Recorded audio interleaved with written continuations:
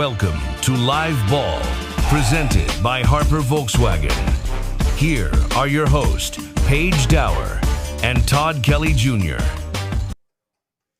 Welcome into Live Ball. Paige Dauer here with BFL Todd Kelly Jr. It's going to be a great matchup on Saturday for dark mode with the Oklahoma Sooners. And really all you could ask for is to get a ranked win finally on the season. And for all intents and purposes, TK, this matchup on Saturday feels like a play-out game, a playoff eliminator.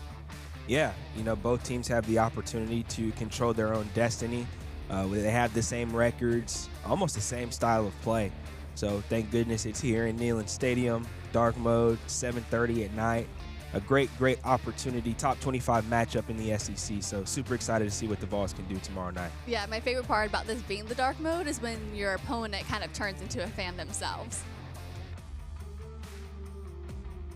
They're going to be in their cool jerseys, and I'll admit they're pretty cool jerseys.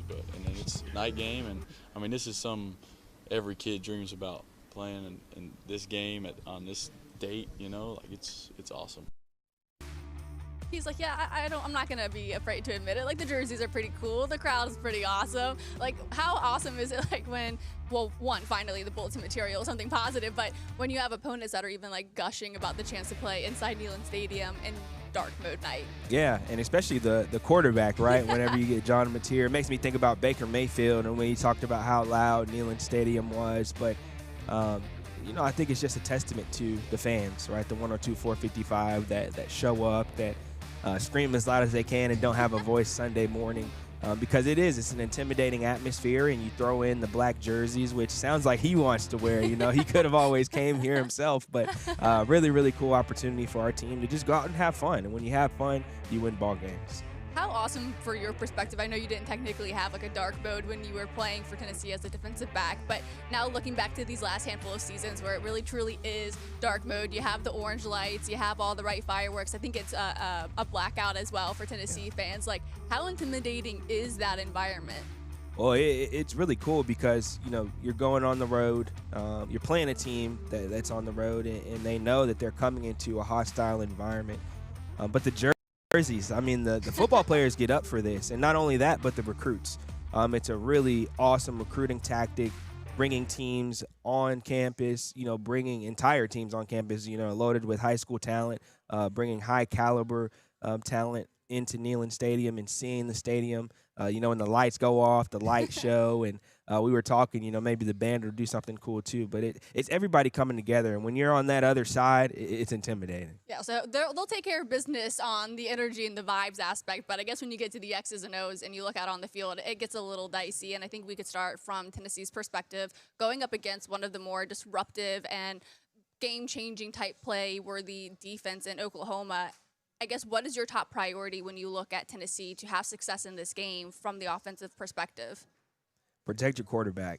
We've got to keep Joey Aguilar healthy. We saw in the Alabama game he got a little nicked up and, just didn't look like himself. And he bounced back, had an awesome game, awesome rebound game, in my opinion, against Kentucky. Oh, yeah. Airing the ball out for almost 400 yards, getting it to all three of his top-tier receivers in Braylon Staley, Mike Matthews, and Chris Brazzell Jr. So I think we've got to do a lot of the same thing. And this game might be a shootout because they've got a talented offense as well, but it starts up front. You got to keep them off the ground. Yeah, and what I really liked about Tennessee and against Oklahoma or against Kentucky, you and I had talked about against Alabama that they only had 7 explosive plays. Well, against Kentucky, those same explosive plays, they went for 155 more yards. And I think a lot of that has to do with ball placement by Joey Aguilar and just maybe some of those passes not all being contested. I know those wide receivers go and get those contested 50-50 balls, but they looked so in sync against Kentucky. Does that carry on into Oklahoma? I think so, and it does. You can't guard a perfect throw and a perfect catch, and we saw a lot of times, specifically in the Kentucky game, where Joey put it right on the money. Right in the breadbasket is what we call it. Whether it's a deep ball or, you hitting somebody in the seam. He's just putting it exactly where you need to, and that just shows, one, how excited he is to be out there and how comfortable he is in the pocket, sitting in there, feeling comfortable. but 2, knowing his receivers are going to be where they're supposed to be, which is a timing thing. Yeah, what I really like too, going back and watching that film from Kentucky, is there were a couple of times where it almost looked like Joey Aguilar wanted to maybe escape from the pocket, but he stayed a beat longer and was able to get it downfield. I think that confidence and comfortability in the pocket, even if it's tight, being able to manipulate it could be a sneaky factor in this game against a really disruptive defensive front in Oklahoma. Absolutely. And, up front, they've got some talent, right? They lead. They're number 2 in the country in sacks with 29 sacks. They've got a ton of TFLs. They're going to come after you. They dial up blitzes. They try to confuse the offensive front. And so for us, we're going to have to communicate. And sometimes it's going to be loud. It's a night game on offense. The fans don't always know when to be loud and when to be quiet. So that's going to be huge. The communication between our offensive tackles, offensive guards, the center knowing who to pick up, and also the tight ends, when they're in pass protection. So it's going to be essential and a premium to protect Joey Aguilar in this game. I think maybe one factor to really look into as well is, like, if Chris Brazzell is locked up or locked down like he was against Arkansas, can Tennessee still win this game if he's not able to get to all 3 of his receivers? Absolutely. And, that's going to be their game plan going into it is, hey, it worked in the Alabama game, right? Shutting down Chris Brazzell. So let's make sure Joey Aguilar has to get it to his other guys. But we have talent, Braylon Staley and Mike Matthews have shown on the outside. We've got Ethan Davis back. He got in the end zone. It was super exciting to see, 2 receptions for 23 yards on that drive and getting into the end zone. You could just see how excited he was to finally make it back in the end zone. So we've got Miles Kitselman. And then the rush game, we've got to get that going. That's one thing that I think we need to pick up that we didn't really see necessarily against Kentucky. Yeah, it was funny talking about the wide receivers. I'm reminded of Mike Matthews, who had a funny comment about just how connected the team is. He's like, we're just like a great group of buddies. Like, we all love each other. And then Braylon Staley, when he was asked about, like, who's the best route runner, he's like, I think I am. So I think there's a lot of confidence in that room, and they'll certainly need that in what we could consider a playoff eliminator game. But I want to turn our attention now to Tennessee's defense, because I think that's what might end up being the difference maker in this game. This was defensive line coach and Rodney Gardner earlier this week. Well, I would say I don't think anybody's pleased, with where we are at this moment. Obviously the last, couple of games, I think, we hadn't played up to the standard that we expect. Well, I would say I think it's kind of getting to a flex point, too, with the defense. I mean, that was, Coach Gardner even talking about how, like, no one in the building is pleased, and I like that he took accountability. Like, it's from the coaches. We got to coach better. We got to go out there and execute better. Against a John Mateer-led Oklahoma offense, I really do think, like, it will come down to those fundamentals in this game, which they've been harping on all season long. They have, and this defense has thrived on turnovers and scoring. That's made the difference in a lot of games. Think about the game on the road against Mississippi State where we got into the end zone twice. So for us, we're going to have to get John Mateer rattled. He's not healthy. He's not 100%. We've seen that, towards the back end of this season when he came back from his thumb injury. So, I'm expecting the front 4 and even, the linebackers as well that are going to be called to, come after the quarterback, John Mateer, to be there back there a lot. And Coach Garner, love him because he's always challenged, and he challenges these guys, and they can have as many sacks as Oklahoma does on the year, right? He's still going to always expect more, and that's why he produces, premier talent, professional talent that plays on Sundays. So Coach Garner setting the tone, and I'm looking forward to seeing the pass rush do the same tomorrow night. The saving grace for Tennessee's defense is how opportunistic that they can be at times. I know their red zone defense is what it is. The tackling is what it is. But like you say, like, they can go to the backfield. They can force turnovers. They can get those fumble recoveries, get to the end zone, what have you. I think that actually plays to their advantage going up against John Mateer. You could go to the Ole Miss game. When he's uncomfortable, the Rebels were able to get to the backfield. And I think getting those types of stops will be what ends up giving Tennessee the advantage and then the win at the end. I think you're so right, Paige. And here's the thing about our defense. There's talk about the tackling, right, and giving up big plays. Well, if you give up big plays and you miss tackles, you have to do something about it. So I think correcting that is one thing. But, hey, if it doesn't get corrected, how can you complement that? And that's getting in the end zone, forcing turnovers, big-time sacks, forced fumbles, things that are going to complement or be the antithesis of giving up plays. So that's one thing that I think our defense doesn't get enough credit for is turning the tide sometimes and getting in the end zone or making a total shift to where we give our offense the opportunity to get it back in the end zone. So the tackling woes and everything, we're pretty late into the season. Yeah. So I think we've got to make some more big plays. Yeah. What I noticed, too, about the Oklahoma and Ole Miss game, too, is what I think Tennessee will have success in. Like, they do a good job of pursuing, and that's where Oklahoma was able to extend drives because he'd be out by the perimeter on the boundary, and he's still able to get it downfield. I think Tennessee does a good job of, like, when there is a broken play or broken coverage, like, they do a good job of correcting that and limiting sometimes those big plays. Do you think that might be a factor where it's like they just got to really go until you hear the whistle? That's exactly right. You took the words out of my mouth. You got to play through the whistle. And sometimes, it was a little upsetting to see some plays against Kentucky, giving up on plays, things like that. You can maybe get away with it against Kentucky, but, when you're at home playing against Oklahoma, they're going to take advantage of every opportunity they have because they're coming in as underdogs, and they know that, and they have a chip on their shoulder. For sure. They understand that they determine their destiny just like Tennessee does. So best believe they're going to be playing through the whistle. So I think, in the same manner, our defense and offense, let's play through the whistle. And when that whistle sounds and, you look up at the scoreboard after 60 minutes, we'll see if we're on top. Being a former defensive back, what's your mindset going into this game, knowing that Oklahoma does like to pass the ball and you guys kind of have been picked on the unit for much of the season? What's the mindset and what feels like a prove-it game? Get the crowd in it.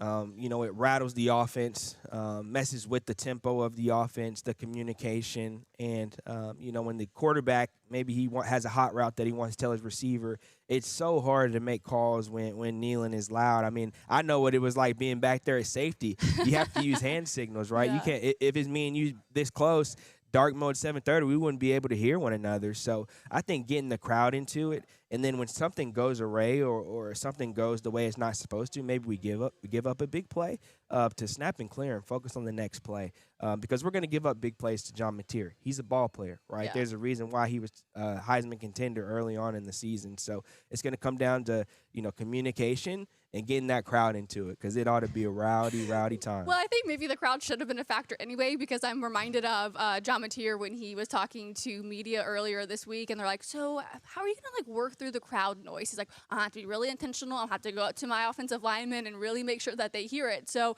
even if you say, we're this close and you maybe still can't hear, I do think, the crowd actually really should be so involved in this game, getting them on their heels a little bit if they can't even hear each other for the right play call. It does. And when you hear a quarterback, I know we showed the clip earlier, but talking about just the atmosphere and the jerseys that they're wearing, you want to be in the quarterback's head when he hadn't even arrived to the stadium, right? And so, that feeds to his receivers, his running backs, his offensive line. So, I think both quarterbacks in this situation, John Mateer and obviously Joey Aguilar, are two great talents. But I think what can separate Joey Aguilar from John Mateer is, one, protecting him, right? I think we got to get after John Mateer.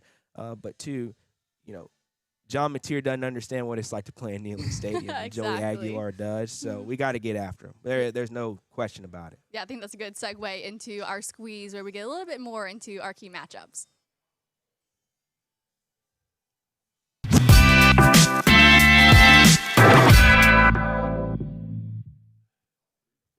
That's a nice new graphic. Did you see the graphic? Oh, yeah. That's nice. That's That's nice. Yeah, we can thank our Got us producer looking and good. Jared for that one.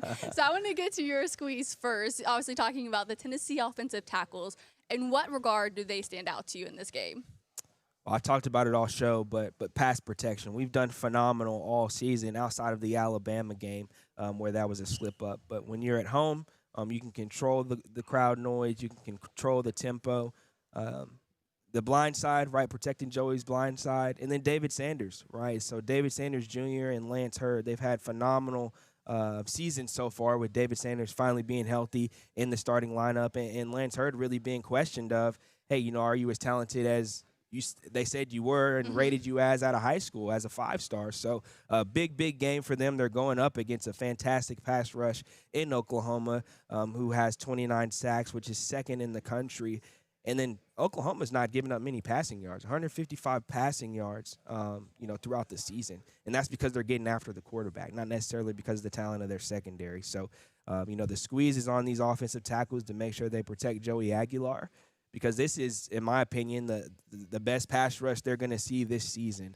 I think they're even better than Alabama up front. So it starts with the offensive tackles, David Sanders Jr. and Lance Hurd. What concerns me most, too, thinking about this squeeze, is going back to that Alabama game where, the times that he didn't have time to even, escape the pocket and he sacked, and that's how you get, that untimely safety because, you're intentional grounding and just you don't even have time to flee the pocket because it collapses so fast. And one guy for Oklahoma that I'll have my eyes on is Taylor Wine, who has 11 TFLs on the year, being that defensive lineman. Are you concerned that maybe it might look a little bit like Alabama, or do you think Joey has grown enough that he'll get out of the pocket a little bit faster if it does collapse? Well, you mentioned Taylor Wine and also R. Mason Thomas up front. They've got guys. They've got dudes. They have, NFL pass rushers up front. And so, it's going to be on Joey as well, understanding kind of the dynamics of when to get rid of the ball, when to sit in the pocket, when it makes sense to maybe escape and elude. And, whether it's R. Mason Thomas or Taylor Wine, they're elusive guys too. So when Joey does get out of the pocket, they've got speed. It's crazy. You see these defensive ends that Oklahoma has. They run 4 or 5s in the 40s, and they're 200-something pounds. It's crazy these days. It's supernatural. Yeah, literally. So it's going to be a big test for us, but I'm expecting us to handle it. One aspect about the offensive tackles, specifically with Lance Hurd, I think it's very clear that he's had a successful season because no one's talking about him. Everybody couldn't help but talk about him last season because of the woes that he had, obviously battling through more serious injury than I think a lot of us realized. But where do you think that he's succeeded the most this season in having this really beautiful transformation in what he's been able to do in protecting the blind side as well? Taking care of his body. When you are at that offensive tackle position, one, your physique, right? I think, two, his footwork. Being able to handle his physique. He's a taller, longer guy, but now that he's in better shape, being able to hang with the best of them and, have the footwork to where he can adjust and shift based on different pass rush moves he sees.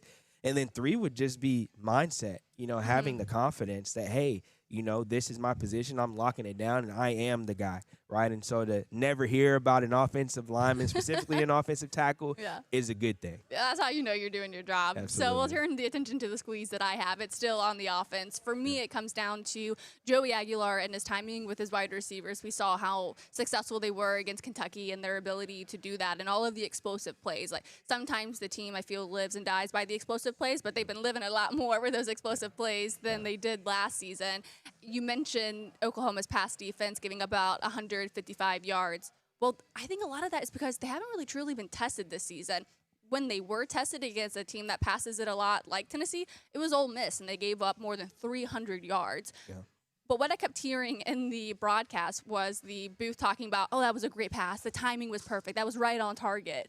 Joey Aguilar says that he wants to be perfect. I think this is a game where he might have to be near perfect to have similar success.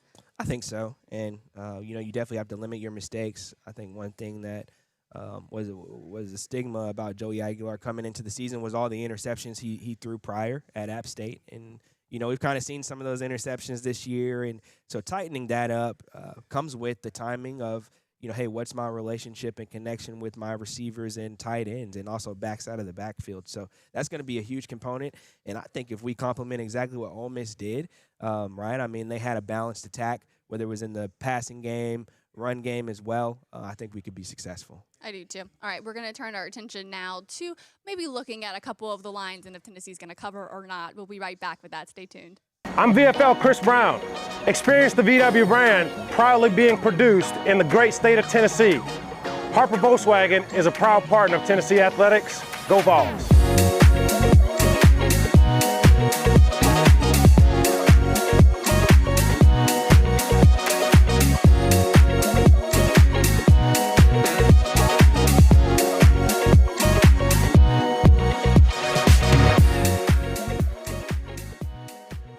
Welcome to Live Ball, presented by Harper Volkswagen. Here are your hosts, Paige Dauer and Todd Kelly Jr.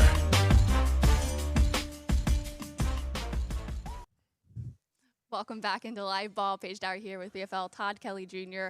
I think this is going to be an interesting matchup between two top-ranked teams playoffs are essentially on the line. Tennessee loses. I don't see quite a clear path, but they win. And that last regular season game against Vanderbilt could be quite interesting. Speaking of Vanderbilt, I want you all to get your scores in for what you think will be the final score of the Tennessee and Oklahoma game, because Harper Volkswagen is giving away 2 free tickets to the Tennessee and Vanderbilt game. So whoever guesses the most accurate score first, you have a chance to win 2 free tickets to that game. So I would get involved. I don't even know what this game will look like, but according to VIP Play, which is our new friends, it's a sports betting book in Tennessee, and here they are trying to disrupt things. They have the point spread or the over-under being 55 points. It was 54 earlier in the week. It's now moved to 55 points, and I think Tennessee's going to be in high-scoring games the entire way until the Tennessee defense can, buckle up. Do you think Tennessee is able to get to 30, 40 points? Do you think this is going to be another high-scoring game, or does Tennessee's defense have those disruptive plays and it goes in Tennessee's favor? Yeah, I'm not going to be silly. If we would have tightened up the defense, I think that would have happened by now. Yeah, okay. I think it's going to be a shootout. Not only this game this weekend, but until we can get it fixed for the rest of the season. And I'm comfortable with that. We saw the Georgia game early on where we, slowed down the offense a little bit. I think if we kept our foot on the gas pedal, we would have won that ball game. Alabama was a tough game. I think they're a better team than us. It is what it is. But moving forward, there's not a team that we shouldn't beat with the offense that we have, the tools, the QB, right? And then our defense. We give up plays and we can't tackle as well, I guess, as we have in the past.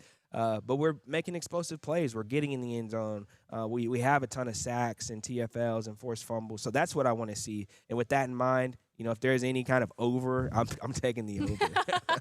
Yeah, what I think might be interesting, too, is Oklahoma, in their Power 4 matchups, they're averaging maybe 26, 27 points a game. And I hope that they don't get above that average going up against Tennessee's defense. But if that's the number and Tennessee's able to have this fantastic record at home, I do think it's a recipe that goes in favor of Tennessee.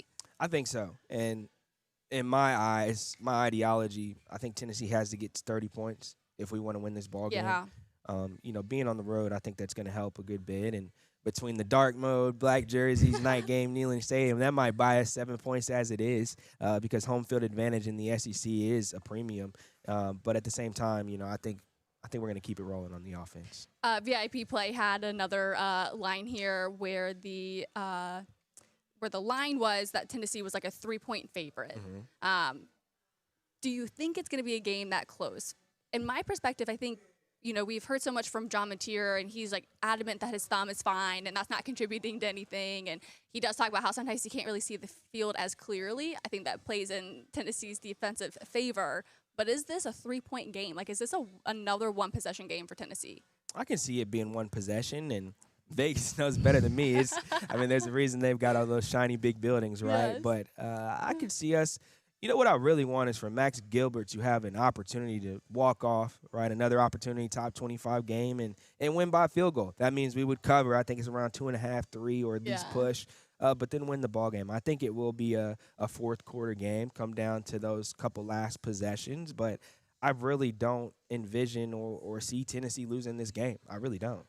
No, I don't either. I want to turn our attention quickly to Tennessee baseball, specifically with Tony Vitello. So the VIP Play Director of Partnerships and Acquisitions, and Will Helfand, he was a former Tennessee pitcher. I wanted to get his quick thoughts, but I'm going to get yours now too, just with how much the Tennessee sports scene has turned into now being like that everything school. But now Tony Vitello has done the most unprecedented thing, getting a managerial job with the San Francisco Giants. And what I think is really telling is what their baseball president of baseball operations and Buster Posey said about the new manager.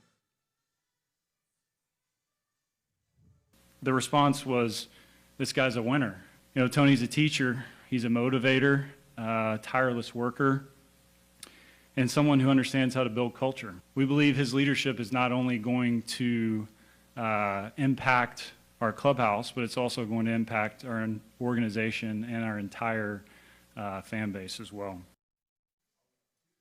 And I'm sure what Buster Posey said about Tony Vitello being a winner, a great culture builder, and a leader is something that you can certainly attest to, seeing him here for the last 8 or so years. Yeah, I remember when Tony V stepped on the campus, and prior, when I was there playing football, you could go to a baseball game and essentially sit anywhere you want. You could walk up to the front row. Some of my teammates were friends with some of the baseball guys, and they'd be like, "Hey, man, come check us out." They would have to beg us to come to the games, And as you can see, the stadium renovation and all the the national championship, he brought everything, right? And everybody corralled around him. So I think just the energy he brings, the winning spirit, is a testament to who he is and how he grew up. His dad was a coach, but he cares about his players. And whether it's the collegiate level or the professional level, Tony Vitello, in my opinion, is going to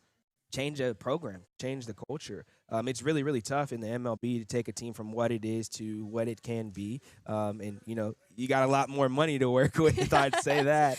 But at the end of the day, it's a great opportunity that I don't think any coach would turn down. So extremely excited for him, excited for Coach Elander. We still have someone that was around the program culture and can still, affect these guys, impact these guys, and hopefully inspire them to continue being who they are. I agree. And I actually had a conversation with Greg Silver. He's with KNBR Radio, the flagship station for the Giants. That was a great conversation about initial reactions to maybe the energy shifting with the Giants. You can find that on our website, fulldisclosurepro.com. TK, I know you got a busy day coming up with Merrill Lynch. Where can people find you? Maybe some of the same energy as a financial advisor. Yeah, absolutely. So work with a great team at Merrill Lynch, downtown Knoxville. We love working with our clients. Work for the Kegel Cross Group. But you can just email me if you want to get in contact with me. It's Todd, Todd, as in Eric, .Kelly, Kelly, @ml.com. Perfect. TK, I appreciate your time. Absolutely, Paige. I love being on this show. Yes, Go Vols. good. All Happy right. Halloween, too. Yes, that as well. All right, we'll be right back after this, going into the Oklahoma State Lines to get their perspective on this big-time matchup. We'll be right back. I'm VFL Chris Brown. Experience the VW brand proudly being produced in the great state of Tennessee. Harper Volkswagen is a proud partner of Tennessee Athletics. Go Vols.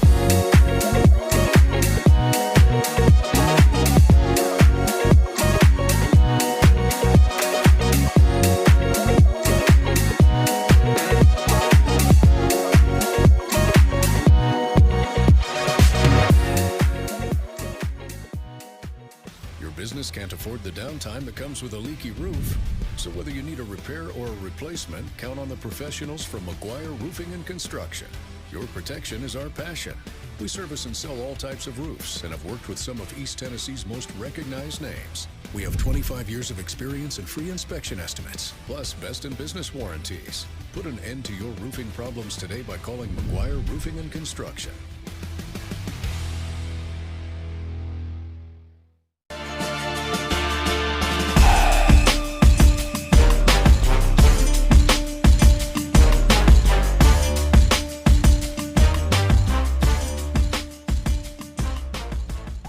I'm VFL Chris Brown. Experience the VW brand proudly being produced in the great state of Tennessee.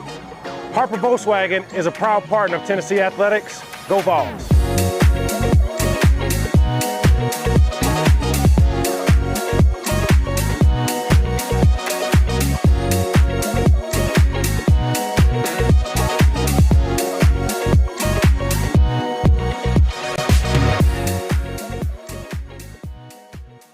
Business can't afford the downtime that comes with a leaky roof.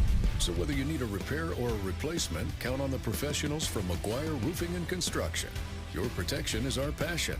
We service and sell all types of roofs and have worked with some of East Tennessee's most recognized names. We have 25 years of experience and free inspection estimates, plus best in business warranties. Put an end to your roofing problems today by calling McGuire Roofing and Construction.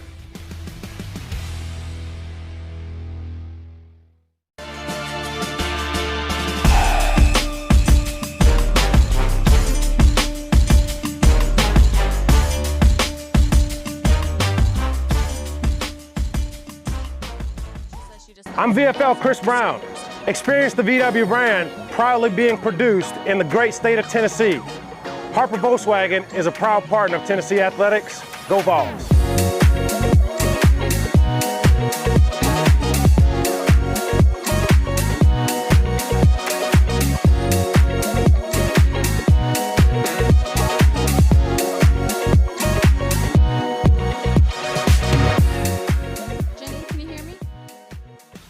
business can't afford the downtime that comes with a leaky roof.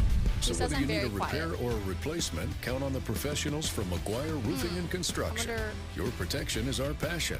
We service and sell all types of roofs Should and we have go? worked with some of East Okay. Tennessee's I guess most just make sure she recognized can remember to names. start. We have 25 years of experience and free inspection estimates, plus best in business warranties. Put an end to All your right. roofing problems today Thank you by so much, calling Jenny. I really McGuire appreciate Roofing your and time. Construction. Yes.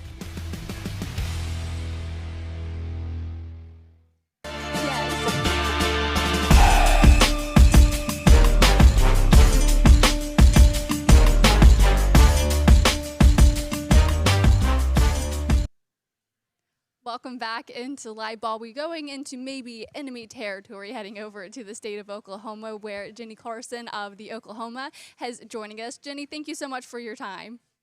No enemies, just football teams playing each other.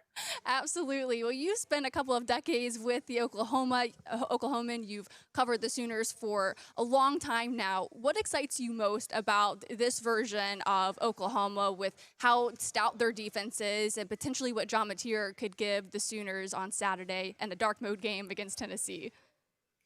Yeah, I mean, I think the defense and their improvement is the thing that most people are really excited about when it comes to this team.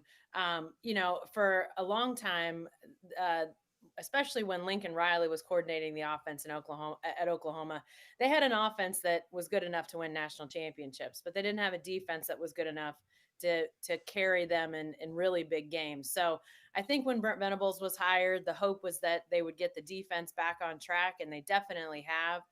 This is by far the best defense that they've had in a very long time.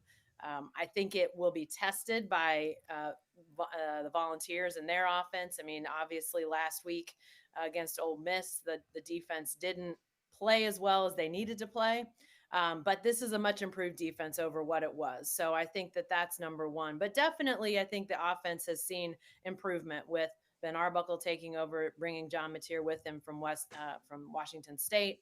So, definitely a better offense than they were a year ago, but last year was pretty much a train wreck. That team wasn't very good last year at all. So the offense was bound to improve, but this is a pretty big improvement. But still, I think Mateer's injury and his recovery, I think, is still in progress, quite honestly. So I think that, it still remains to be seen just exactly what kind of level he can get to before this season comes to a close. Jenny, yeah, I was listening to his press conference earlier this week, and it seemed that John Mateer was adamant that his thumb is fine and it's not contributing to anything. But that's a lot to say after having thumb surgery on, I think it was September 20th. Yet still, they're getting 200 plus yards in their last couple of games. Do you believe that might continue against a weaker Tennessee pass defense? Well, I think it probably needs to, because I think that Tennessee's offense, no matter how good Oklahoma's defense is going to score points. I mean, I just think that, you're asking a lot for a defense to face an offense as good as Tennessee's and, shut them out, for crying out loud. That's not going to happen. So, I think if they can hold Tennessee's offense to something like they held Ole Miss's offense, I think if the OU offense can bring it a little more than they did last week, I think that could be a road to victory, but they're going to need to be able to answer. We saw last week in that Ole Miss game, they really didn't have much momentum throughout that entire game. They had a little stretch where they got it back, the offense, the defense, playing complementary football, but for the most part, they just didn't play off of each other very good. When the defense would get a decent stop or, get the ball back, you see the offense maybe not do much to take advantage of that, and vice versa. So I think this team needs to play better together, and I think that will be crucial. But I don't know if John Mateer's hand is 100%. I don't know if John Mateer is 100%. I don't think he is. The evidence would say not. He missed some wide open receivers, missed some throws last week against Ole Miss. I think 3 weeks ago against Texas, he was only 17 days removed from his surgery when he played in that game. So I think physically he was probably not where he, ultimately will be once the recovery is full, but he hadn't practiced hardly at all. And so I think that's where we saw him at his biggest disadvantage against Texas. I thought he was better against South Carolina. But then against Ole Miss, it was kind of a mixed bag. He was good during some stretches, not so good during some stretches. I think this is still a guy that's recovering. I think he's now about 5 weeks out from that surgery, if I'm doing my math right. So still, not exactly when you think about his throwing hand has been operated on. It's not like it's a short term thing. This is going to take a minute. So I think you add that plus the missed practice time, the effects of the hand, whether he's having to take pain killing shots or anything like that. I think that could be a factor as well. So I think he's a work in progress. Let's say he's not definitely as consistent or that you would know exactly what you're going to get from him like it felt like we knew earlier in the season. You mentioned the Ole Miss game, and I believe it was in that game too, where it felt a lot of the run game came from QB scrambles and going up against a Tennessee defense that has some pretty good edge rushers, starting with Joshua Josephs. Does that concern you at all? And maybe Oklahoma needing to establish some type of run game that goes beyond just a quarterback scramble? Yeah, I think their run game has definitely been the biggest issue this season, which Oklahoma, just historically has always had somebody at running back that they could count on. Even years when you didn't think they had any good running backs, they had good running backs. So, it's been a little bit of a mystery, and offensive line has had some injuries and are playing some younger guys. They'll have two true freshmen on the offensive line this week, including at the ends. So they'll be trying to handle those big time ends. I think pretty much everybody in the SEC seems to have a pair of really good edge rushers. So this is nothing new for them, but they've had their struggles. I mean, we've seen Michael Fasusi, who is one of the best offensive line recruits in the entire class this last year. He's had some times when he's done well, but he's also had some times when he's picked up multiple penalties on the same possession. So, true freshmen playing offensive line in the SEC, it's bound to be a little bit of a struggle. But I think it's interesting. Last week they got some unexpected yards out of Xavier Robinson in the run game. He's a second-year guy at running back. They've been leaning very heavily on true freshman Torrey Blaylock, who's been solid. But I think Xavier Robinson, after some injuries in camp and sort of a slow start, he really showed some things last week. If they can build on that, he might be the guy that they can lean into even more. We'll see. Their run game has just been an up and down mystery, quite honestly. You don't really know who's going to play. You don't really know the rotations. So I think Xavier Robinson will play a big role, but anybody could play a big role because I just don't know what to make of their run game this year. Jenny, I think someone else who brings a ton of energy and could be a difference maker for Oklahoma is if we go to the other side of the ball on defense, defensive lineman and Taylor Wine, 11 TFLs on the year, leads the Sooners right now, and I think it's for 45 yards. How much of this game might go through what he can do in the backfield? Yeah, and you talk about edge rushers. Oklahoma's got a couple as well that are really good, and Taylor Wine statistically has been spectacular. Made a lot of plays, done a lot of things for this defense. R. Mason Thomas is usually the guy who lines up on the other side, and he's also been a force when Oklahoma beat Auburn earlier this year. They basically ended the game with 3 straight sacks, and R. Mason's was the final one for a safety against Jackson Arnold. So R. Mason's another guy that I think will get after things. But yeah, they've got to do some things with that defensive line. Their defensive front is definitely the strength of the defense. So they're gonna have to handle the run game. I know that Tennessee doesn't mind passing, but I think when you sort of force them into that situation, it's at least a little bit to your advantage to know what you think they're going to do. OU has been really good against the run game for the most part. They tackle really well. They tend to contain really well. So they just need to continue to do a lot of the things that they've done well throughout the season. But one of the things that is kind of a mystery as they've really improved their defense is they're not a defense that gets turnovers. They've only got 4 this entire season, and the 4 have come in 2 games. They had 2 in 2 different games, and that's all they've had as far as getting turnovers. To me, that defensive line, as dynamic as it is, they've got about 8 guys that they run in and out of there that they really like. If those guys could get a little bit of, penetration, cause some fumbles, those sorts of things, that would go a long ways to really helping this defense take another step. It's been a little bit of a head scratcher that they've been as good as they've been defensively and yet not been able to figure out ways to get turnovers. I mean, you would almost dumb luck into more turnovers than this defense has had. So guys like Taylor Wine, R. Mason Thomas, if they could figure out ways not just to get guys on the ground, but to get the ball out, I think it'd be a huge step in the right direction for this defense. Jenny, do you think it might be those defensive turnovers that could be the difference maker for the Sooners in this game? Dark mode inside Neyland Stadium. It's a ranked matchup. For all intents and purposes, it feels like playoffs are on the line in this game. Where is the massive or key to success for Oklahoma in this matchup? Yeah, I mean, I think if Oklahoma loses this game, they're out of the college football playoff conversation. I mean, they'd have to win out to even be there, and they've got, basically ranked opponents the rest of the season. So, I think this is a game where they will not be favored. I'm not picking them to win, but I think if they're going to win, they've got to get even a better performance out of their defense. The defense was not to blame for the Texas loss. They only allowed 16 points defensively against the Longhorns. The offense had to be better that day, but the defense wasn't good enough last week against Ole Miss. They needed to be even better. And I know that may be asking a lot. And, people in that Oklahoma locker room might say, yeah, but we're doing a lot.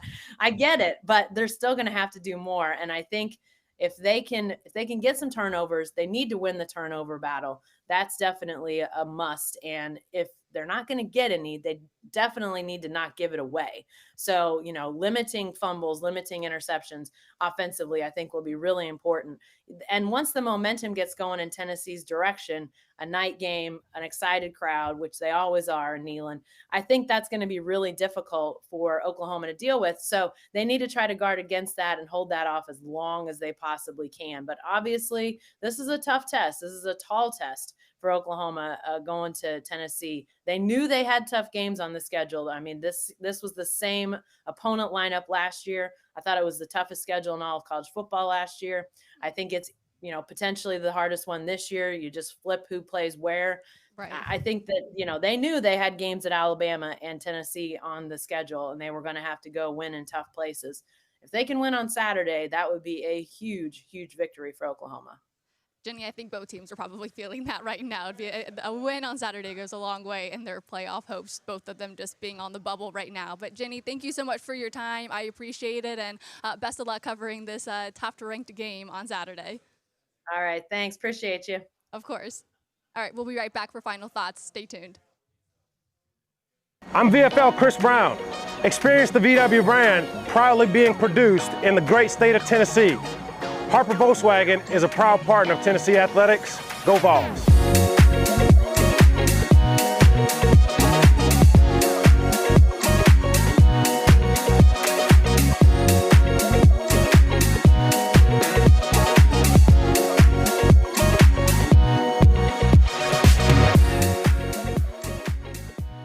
Welcome to Live Ball, presented by Harper Volkswagen. Here are your hosts, Paige Dauer and Todd Kelly Jr. Well, it's an excited morning here on Friday inside Harper Volkswagen. It's a massive matchup on Saturday. It's dark mode between number 18 Oklahoma, number 14 Tennessee, and for all intents and purposes, this is a playoff eliminator game for both teams. Whoever wins definitely has a better chance in their playoff hopes.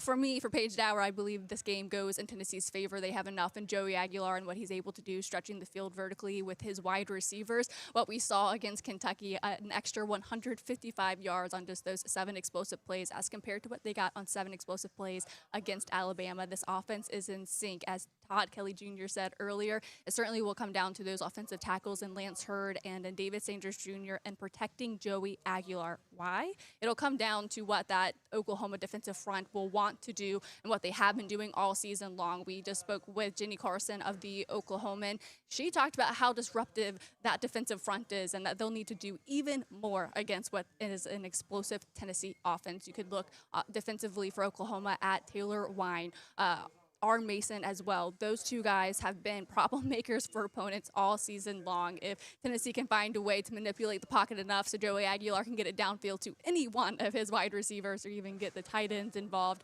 this dark mode game certainly goes in favor of Tennessee and what would end up being a really exciting season finale against Vanderbilt should both teams continue to win out the rest of the way. But it'll be a very exciting matchup. I believe the offense is the difference maker for Tennessee in this matchup. Their first ranked win of the season is just within reach here on Saturday for dark mode. We'll have our post-game coverage of that matchup on the field inside Neyland Stadium on Saturday. More reactions on Sunday. And of course, if you missed any part of this episode, you could go back to the homepage on our YouTube channel at Full Disclosure Pro to catch everything that you missed. I spoke with Greg Silver. He is the host at KNBR Radio, the flagship station of the Giants, reacting to Tony Vitello becoming the 40th manager of the San Francisco Giants and how that is just changing that organization from the immediate hire.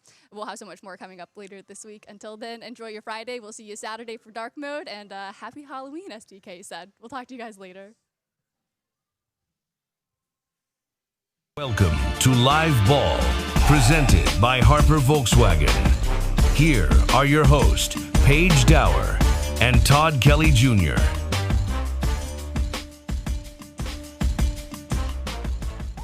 I'm VFL Chris Brown. Experience the VW brand proudly being produced in the great state of Tennessee. Harper Volkswagen is a proud partner of Tennessee Athletics. Go Vols!